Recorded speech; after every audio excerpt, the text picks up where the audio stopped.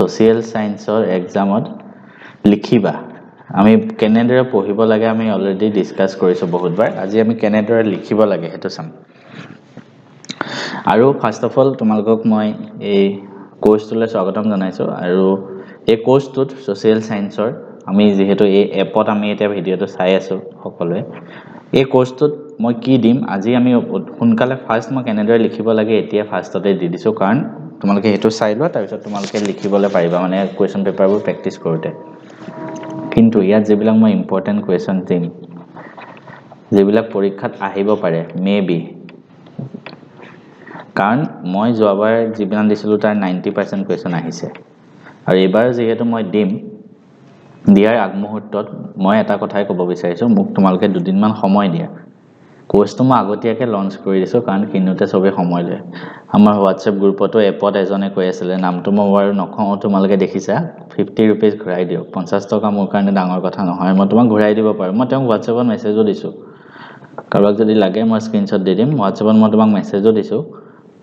তোমাৰ Google Pay নম্বৰটো দিয়া মই 50 रुपीस ঘূৰাই দিও তোমাক মই ধুনীয়াকৈ সন্মানেৰে বিদায় দিম কিন্তু তেওঁ নিজে ক'লে নালাগে দিয়ক হ'ব বাৰু সৰু লৰা ভুল হৈ যায় এতিয়া কথাটো হল দুদিনমান সময় দিয়া এটো কাৰণে ইম্পৰ্টেন্ট কোৱেশ্চন মই এতিয়া এনেই দি দিব পাৰো এতিয়া তোমালোকে ইউটিউবতো পাই আছে ইম্পৰ্টেন্ট কোৱেশ্চন এনেই দি দিব পাৰে জনে কিন্তু মই যি দিও ভাবি চিন্তি অলপ এনালাইজ কৰি দিও মই অসমৰ সব জিলাৰ টেষ্ট পেপাৰ বিলাক চাব লাগিব ফাৰ্স্ট কথা সেকেন্ড কথা মই লাষ্ট 5 বছৰৰ কোৱেশ্চন পেপাৰ চাও তাৰ পিছত মই ইম্পৰ্টেন্ট কোৱেশ্চন দিও অসমৰ বহুত জিলাত এটা টেষ্ট এক্সাম শেষ হোৱা নাই হেকক দিব পাৰিম গতিকে সময় দিয়া ভাল কন্টেন্টৰ কাৰণে কোৱালিটি ভাল হ'বৰ কাৰণে সময় দৰকাৰ হয় গতিকে সময় দিয়া মই তোমালোকক ধুনীয়াকৈ সকলো বস্তু প্ৰভাইড কৰিম আজি আমি পঢ়িম কিদৰে তোমালোকে লিখিব লাগে পেপাৰ প্ৰেজেন্টেচন বহিখনত লিখাটো আটা কিদৰে লিখিব লাগে ফাৰ্স্ট কথা বহিখনত লিখাটো বহুত দৰকাৰী হা বহিখনত যদি তুমি ভালকৈ লিখা তুমি মাৰ্কস কিছুমান পাই যাবা এতিয়া মোৰ কথা কম ফাৰ্স্ট মই মোৰ যেতিয়া মেট্ৰিকত ষ্টেণ্ড কৰিবৰ কাৰণে মই যেতিয়া ঠিক আছে তো যেতিয়া 2 মাৰ্কস কমি গল মোৰ নেটৱৰ্কটো অলপ প্ৰবলেম হৈছিল কাৰণে ভিডিওটো বনোৱাৰ প্ৰবলেম হৈছিল 2 মাৰ্কস যেটো কমি গল তেতিয়া মই ভাবিলো মোৰ হয় আসামিজত কমিল নহয় সোশিয়েলত কমিল তাৰপিছত মই গৈ পেলাই চালো আসামিজত 98 পালো সোশিয়েলত 97 পালো সোশিয়েলত মই 97 পাই গৈছো মই নিজে আচৰিত হৈ গৈছো 97 পাই গৈছো তাৰ পিছত মই নিজৰ ওপৰত কনফিডেন্স আহিল যে সঁচাই মই সোশিয়েল সায়েন্স ভালদৰে লিখিছো হয়তো আৰু তাৰ পিছৰ পৰা মই সোশিয়েল সায়েন্সত মই নিজে যি লিখিছো মোৰ স্কুলত এতিয়াও ফলো হয় ঠিক আছে স্কুলত বহুত ষ্টুডেন্টে এতিয়াও চাই হেবোৰ পইণ্ট ওয়াইজ মই লিখিছিলো কেনেকৈ লিখিব লাগে হেতু মেইন কথা তুমি বহিখনত কিয় আমি ভালকৈ লিখিব লাগে কাৰণ বহিখনত যেতিয়া তুমি প্ৰথম কি কৰিবা জানা প্ৰশ্নখিনি ফাৰ্স্ট লিখিবা প্ৰথম পইণ্ট হেৰিলে ফাৰ্স্ট পইণ্ট লিখো প্ৰথম পাৰি কিবা পোৱাখিনি ভালকৈ লিখিব লাগে প্ৰথম জনা প্ৰশ্নখিনি লিখিবা কিয় কাৰণ আমি যেতিয়া প্ৰথম জনা প্ৰশ্নখিনি আমি বহিখনত লিখি গলো নাজানাখিনি অলপ আমি পিছত লিখিম যিবিলাক কনফিডেন্স বেছি আমি হেবোৰ আগত লিখিম তেতিয়া কি হ'ব যেতিয়া এখন নিৰীক্ষকে বহিখন চাই থাকিব তোমাৰ তেওঁ দেখিব যে এই ল'ৰাজনে ভালেখিনি কথা জানে মানে জানাখিনি একদম পুৰা ধুনীয়াকৈ বনাই লিখিছা পুৰা ধুনীয়াকৈ যেতিয়া তেওঁ চাব বা এই ল'ৰাজন ভাল হয় স্মাৰ্ট হয় তো প্ৰথমৰ পৰা ভাল নম্বৰ দি পুৰা এনেকৈ শুদ্ধ নম্বৰ 6 নম্বৰ পাইছে শুদ্ধ 5 পাইছে 3 পাইছে পুৰা ফুল মাৰ্কস লাহি আছে তলত দুই এটা তুমি ভুল হৈ গল নাজানা প্ৰশ্নখিনি পিছত লিখিছা মাৰ্কস যে ওপৰত পুৰা ভাল নম্বৰ দি তেওঁ মনত এটা পজিটিভ সময় জানে তেওঁ ভাল মাৰ্কস দি দিব তেতিয়া তো হেতু কাৰণে প্ৰথম আমি জনা প্ৰশ্নখিনি ফাৰ্স্ট লিখিব লাগে এটো পইণ্ট মনত ৰাখিবা সদায় জনা প্ৰশ্নখিনিৰ পৰাই সদায় আৰম্ভ কৰিবা সেকেন্ড কথা হল আটাইতকৈ ইম্পৰ্টেন্ট পইণ্ট ওয়াইজ লিখিব লাগে এটা সবেই কয় পইণ্ট ওয়াইজ লিখিব লাগে মও কম পইণ্ট ওয়াইজ লিখিব লাগে তাৰ মানে কিনো পইণ্ট ওয়াইজ লিখিব লাগে লিখোতে তাৰ মানে কি তাৰ মানে এটো যে যিমান কোৱেশ্চন আহে broad question 4 marks 5 marks 6 marks হলকে কোৱেশ্চন আহে তেতিয়া তোমালোকে পইণ্ট ওয়াইজ লিখিবা 1 point 2 point 3 number point 4 number point এনেকৈ ধৰা আহিলা 1857 চনৰ বিদ্ৰোহৰ বিফলতাৰ কাৰণসমূহ লিখা এটা পইণ্ট লিখিলা 2 পইণ্ট লিখিলা 3 পইণ্ট লিখিলা 4 পইণ্ট লিখিলা তুমি মাৰ্কস পইণ্ট ওয়াইজ পালে পইণ্ট ওয়াইজত মাৰ্কস দি দিয়ে এটা একিতে বহুত কেটা কথা আহি যায় পইণ্ট ওয়াইজত ধৰা আহিলে বিদ্ৰোহৰ বিফলতাৰ কাৰণসমূহ লিখা তোমালোকে নোটছত লিখোতে বা পইণ্ট ৱাইজ লিখোতে এটা এনেকৈ থাকে ন এটা মনিৰাম দেৱানৰ বা এনেকুৱা অস্ত্ৰ শস্ত্ৰৰ অভাৱ এটা পইণ্ট আছে তাতে মই পঢ়াওঁতে মোৰ মনত আছে অস্ত্ৰ শস্ত্ৰৰ অভাৱ ঠিক আছে এনেকৈ ডেছ দি পেলাই আছে তাৰপিছত তোমালোকে ইয়াত দুটা তিনিটা পইণ্ট লিখি দিয়া দুটা তিনিটা বা চাৰিটা লাইন লিখি দিবা বহুত ষ্টুডেণ্টে অকল অস্ত্ৰ শস্ত্ৰৰ প্ৰভাৱ তাৰপিছত ছেকেণ্ডত আৰু কিবা এটা সেনেকৈ লিখি আহে সেনেকৈ লিখিলে মাৰ্কছ নিদিব যদি ফুল মাৰ্কছ পাব লাগে অস্ত্ৰ শস্ত্ৰৰ অভাৱ ডেছ দি এই তিনিটা চাৰিটা লাইন লিখি আহা বা তোমালোকে যদি অস্ত্ৰ শস্ত্ৰৰ অভাৱ নিলিখি ডাইৰেক্টটো এই তিনিটা চাৰিটা লাইনো লিখি আহা ফাৰ্ষ্ট পইণ্টত তেতিয়াও একেই কথা মাৰ্কছ দিব কিন্তু অকল যদি অস্ত্ৰ শস্ত্ৰৰ অভাৱ বুলিয়ে লিখি আহা তেতিয়া মাৰ্কছ কিন্তু নিদিব ফুল মাৰ্কছ যদি 4 নম্বৰ আহে 2 নম্বৰ দি থৈ দিব এটো কথা ফাৰ্স্ট মনত ৰাখিবা সেকেন্ড যদি কিতাবত তোমালোকৰ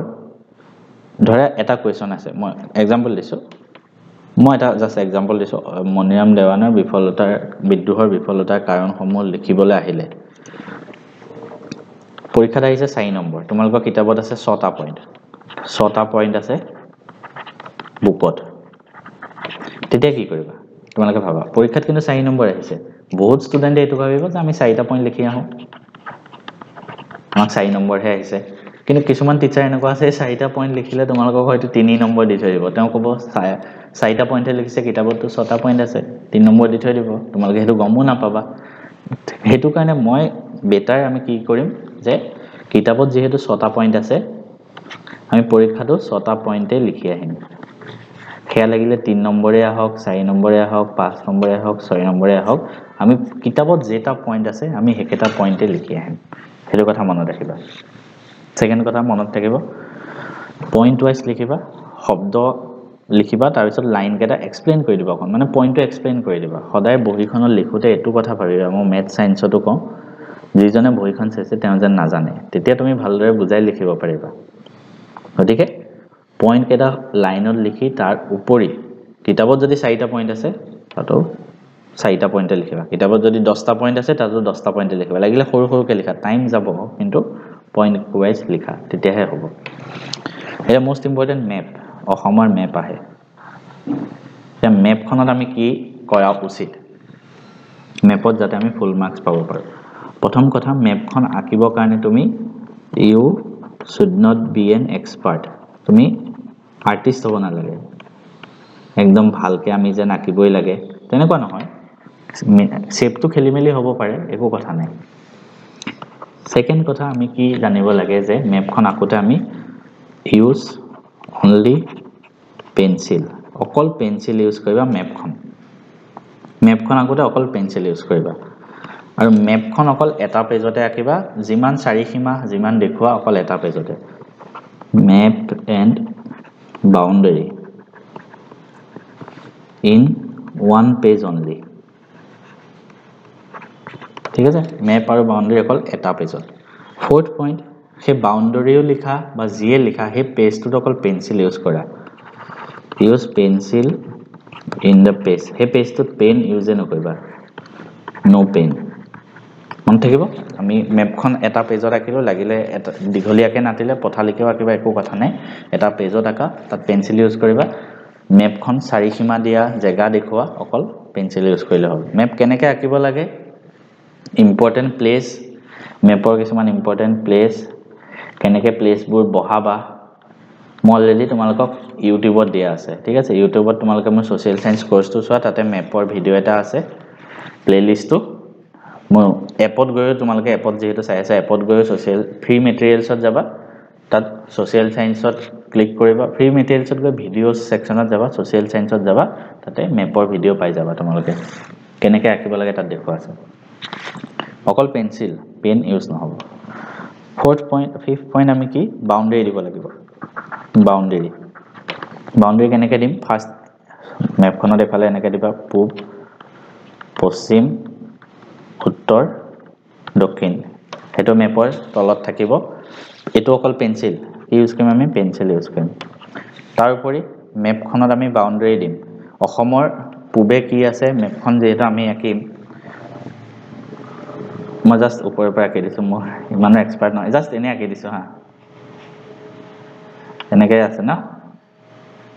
বা অসমৰ মেপ আঁকি দিছোঁ ওপৰতে এনেকৈ আঁকিবা মই জাষ্ট দেখাই দিছোঁ তাৰপিছত তলত লিখিবা ইয়াতে পূব পশ্চিম উত্তৰ দক্ষিণ এইবিলাক চব পেঞ্চিল দি তাৰপিছত ইয়াত এখন দেশ থাকিব ইয়াত এখন থাকিব দেশ বা কিবা বেলেগ ৰাজ্য ইয়াত এখন থাকে ন এনেকৈ চব সাইডে বাউন্ডাৰী যি দেশ ৰাজ্য আছে সেইখিনি কিন্তু প্ৰত্যেকটো কুৱেশ্যনতে লিখিবা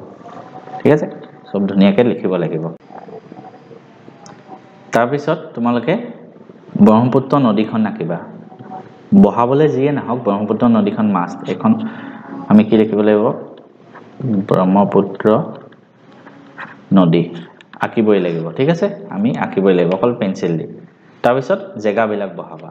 জেগাবিলাক বহাওঁতে কেনেকৈ বহাব লাগে মই তোমালোকক কৈছোঁৱেই ধৰা বহাব আহিলে তেজপুৰ বা কেনেকৈ বহাবা 1 বুলি লিখি দিলা এক্সাম্পল দিছোঁ 1 লিখি দিলোঁ তলত লিখিবা 1 তেজপুৰ তেনেকৈ লিখিলে হ'ল খালি ব্ৰহ্মপুত্ৰ নদী দিবই লাগিব এটো দিবই লাগিব বাউন্ডাৰী আমি দিবই লাগিব চাৰিফালে কি আছে আৰু অকল পেঞ্চিল ইউজ কৰিম আৰু অকল এটা পেজত ৰাখিম সেইটোৱে কথা মেপৰ কাৰণে ইমানখিনি তোমালোকে জানিলে হৈ গ'ল আৰু কিবা থাকিছে মই লিখি লৈছিলোঁ যাতে একো পইণ্ট তোমালোকৰ মিছ নহয় ঠিক আছে হৈ গ'ল আমি কেনেকৈ লিখিব লাগে এইখিনি মই তোমালোকক ক'লোঁ পইণ্ট ৱাইজ বা এনেকৈ আৰু MCQখিনি কৰোঁতে সদায় ফাষ্ট কৰিবা যিমান জলদি পাৰি খতম কৰিবলৈ চেষ্টা কৰিবা আৰু এটা কথা MCQৰ উপৰি কেতিয়াবা 1 নম্বৰীয়া প্ৰশ্ন আহে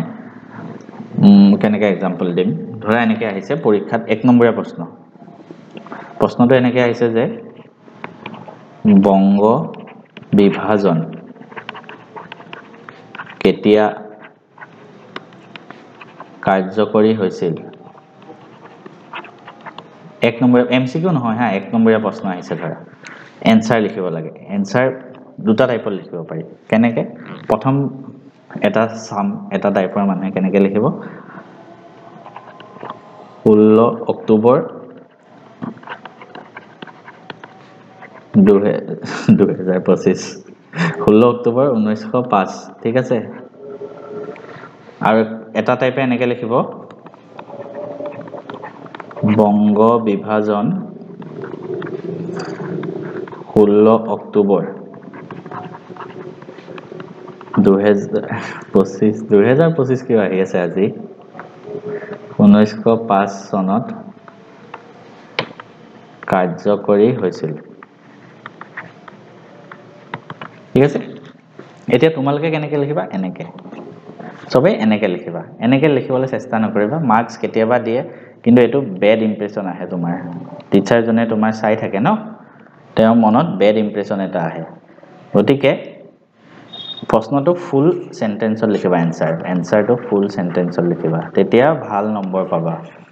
হয় এটোত 1 নম্বৰে আছে এটো 1 নম্বৰ কাটিব নোৱাৰে কিন্তু পিছৰ প্ৰশ্নকেইটা যেতিয়া তোমালোকে দীঘলীয়া প্ৰশ্ন লিখিবা এনেকৈ লিখিলে যেনে পৰীক্ষা বহি চাই তেওঁ নম্বৰ কাটি দিয়া চান্স থাকে গতিকে এনেকৈ লিখিবা মই যেনেকৈ কৈছোঁ ফুল সেন্টেন্স আৰু এইকেইদিন তোমালোকে কেনেকৈ সোশ্যাল সায়েন্স পঢ়িবা মই অলপ কৈ দিওঁ টেষ্ট পেপাৰ সলভ কৰা কেনেকৈ কৰিব লাগে মই তোমালোকক ইউটিউবত দিছোঁ সেইদিনা টেষ্ট পেপাৰ সলিউশন কৰা HSLC কেনেদৰে প্ৰিপাৰেচন কৰিব লাগে তাতো মই কৈছিলোঁ ৰাতিপুৱা 9টা বজাৰ পৰা 12টা বজালৈকে ধুনীয়াকৈ বহি লোৱা টেষ্ট পেপাৰ উলিয়াই লোৱা আৰু ধুনীয়াকৈ মোৰ এপত টেষ্ট পেপাৰ আছে তোমালোকে চাই পেলাই ধুনীয়াকৈ কিতাপ বহি জপাই 3 ঘণ্টা সলভ কৰা তাৰ পিছত 12:30 পৰা 2টা মানলৈকে সেই বহিখন এনালাইজ কৰা ক'ত ভুল হ'ল তাৰপিছত এক্সট্ৰা এখন বহি বনোৱা য'ত ভুল হৈছে এইবিলাক তাত লিখি গৈ থাকা বহিখন পৰীক্ষাৰ আগত ৰিভাইজ কৰিব লাগিব সেকেন্ড কথা সন আৰু ঘটনা চাব লাগিব ঠিক আছে মই কিতাপখন পঢ়াই যাওঁতে মই তোমালোকক সন ঘটনা সব চাই যাব দিছোঁ মই হেতু কাৰণে আকৌ এটা PDF বনাই আছো মই আকৌ বনাই আছো সন ঘটনা চাব ৰিভিজন হ'ব লাগিব থাৰ্ড কথা কাৰোবাৰ যদি কিবা চেপ্টাৰত ডাউট আছে মোৰ ইউটিউবত কমপ্লিট ভিডিও আছে complete social science first time অসমীয়াত দিয়া হৈছে তো এইখিনি চাই লোৱা আৰু এটা কথা মই সকলোকে ৰিকুৱেষ্ট কৰিছো তোমালোকৰ যদি টেষ্ট পেপাৰ হৈ গ'ল টেষ্ট এক্সাম হৈ গ'ল কাইন্ডলি তোমালোকে মোৰ